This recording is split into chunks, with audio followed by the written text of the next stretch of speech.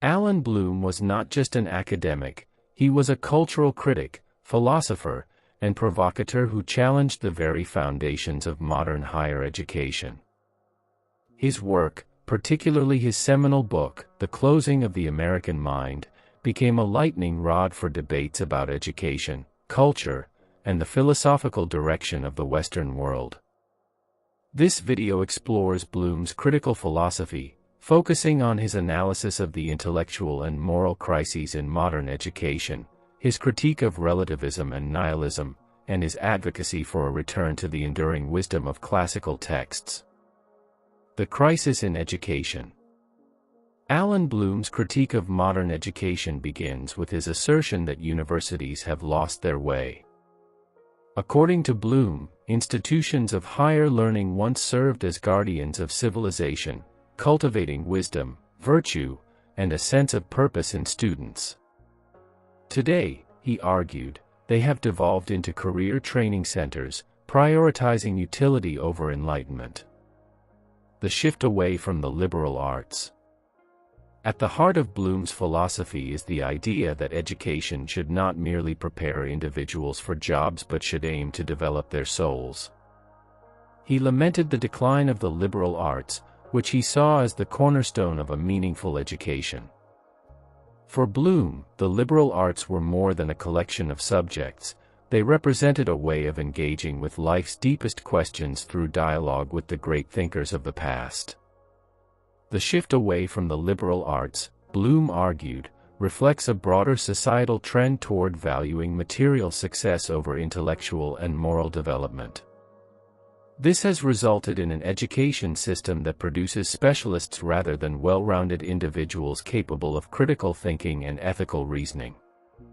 Bloom believed this approach not only impoverishes students but also undermines the cultural foundations necessary for a healthy democracy. The Great Books Tradition.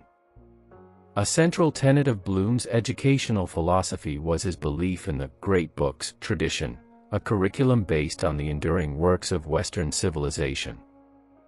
He championed authors such as Plato, Aristotle, Shakespeare, Rousseau, and Nietzsche, asserting that their writings provide timeless insights into human nature, society, and the cosmos.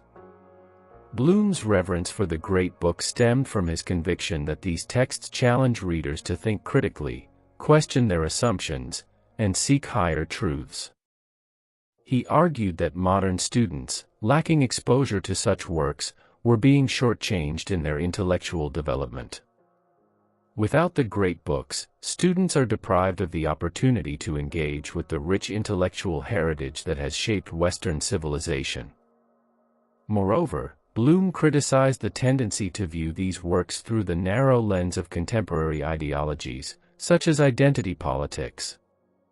He believed that such approaches distort the universal themes and insights these texts offer, reducing them to mere instruments for advancing political agendas.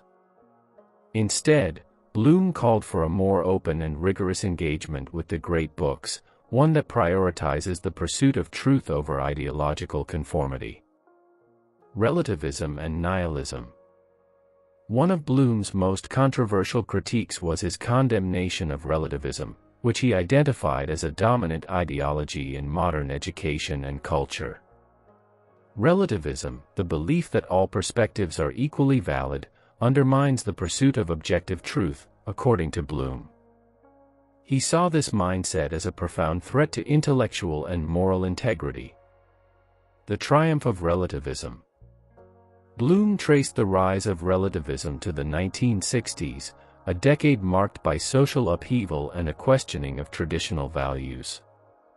While he acknowledged the importance of challenging oppressive structures, he argued that the rejection of all hierarchies of value, intellectual, moral, and cultural, led to a dangerous form of nihilism. Relativism, in Bloom's view, fosters a culture in which students are taught to avoid making value judgments. This, he argued, creates a paradox. While students are encouraged to be open-minded, they are simultaneously discouraged from believing in the existence of universal truths. The result is a generation adrift, lacking a sense of purpose or direction. Bloom argued that relativism's influence extends beyond the classroom, shaping broader cultural attitudes. For instance, he noted that relativism often manifests in the reluctance to critique different cultural practices, even when they conflict with fundamental principles of justice and human dignity. This reluctance, Bloom contended, reflects a deeper fear of asserting any values as superior, leaving society vulnerable to moral confusion and inertia. Nihilism and the loss of meaning. For Bloom, the ultimate consequence of relativism was nihilism, a worldview that denies the possibility of meaning, purpose, or truth. He observed that many students entered university with a profound sense of disillusionment, having been raised in a culture that offers no coherent vision of the good life. This nihilism, Bloom argued, manifests in various ways, from the dominance of consumerism and hedonism to the retreat into identity politics. Without a shared framework of values, society becomes fragmented, and individuals are left to construct their own meaning in a vacuum. Bloom believed this loss of meaning was not merely an intellectual crisis but a deeply existential one, affecting individuals' ability to lead fulfilling lives. To counteract this trend, Bloom called for a revival of education that emphasizes the search for truth and the cultivation of virtues. He believed that by reintroducing students to the great books and the enduring questions they explore, educators could help restore a sense of purpose and direction to young people's lives. The role of philosophy.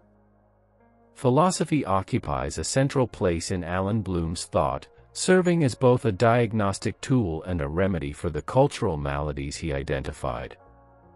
He believed that philosophy, understood as the love of wisdom and the pursuit of truth, offers a way to transcend the limitations of relativism and nihilism. Philosophy as a quest for truth. Bloom's understanding of philosophy was deeply influenced by classical thinkers such as Plato and Aristotle. He admired their commitment to exploring fundamental questions about existence, knowledge, and ethics.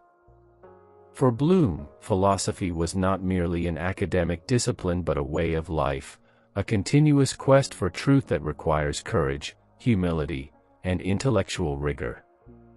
This conception of philosophy stands in stark contrast to the relativistic ethos of modern education.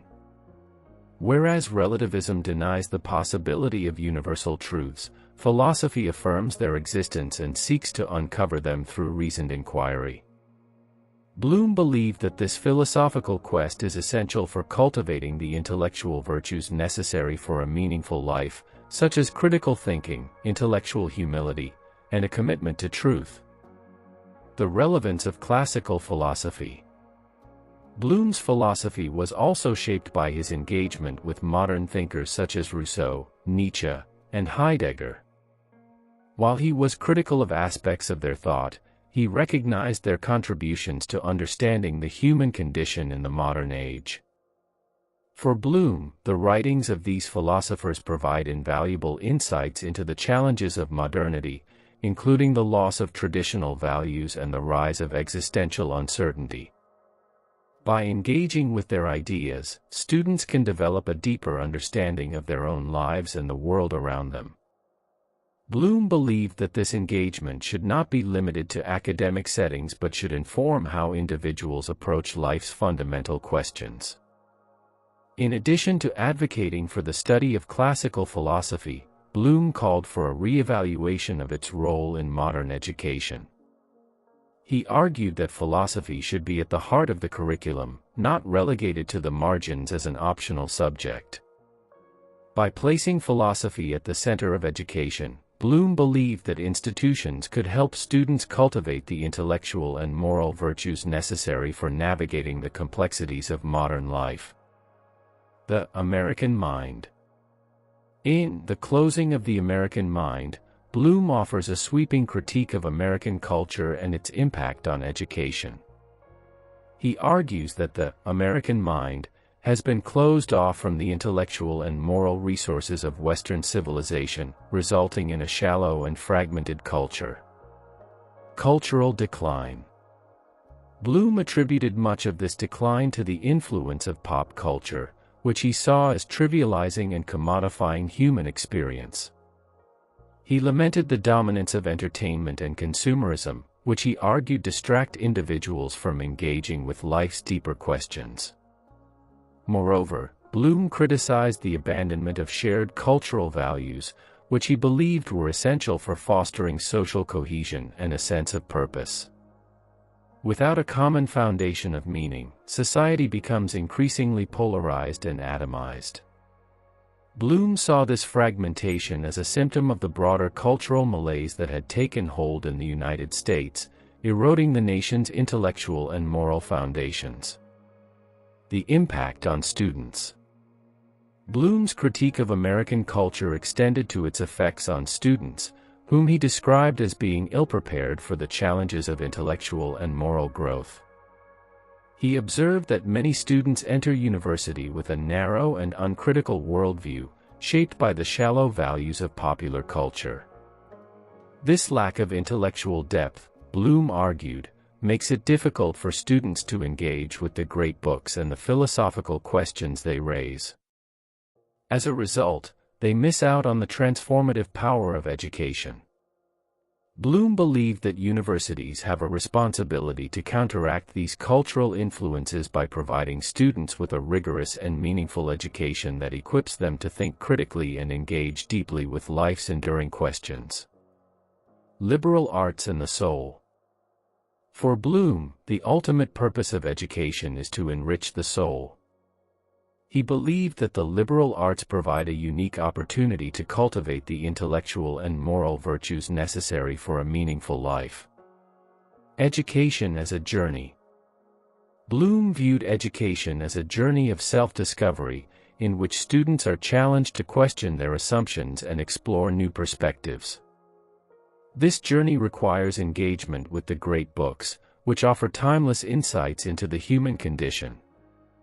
By immersing themselves in these texts, students can develop a deeper understanding of themselves and their place in the world.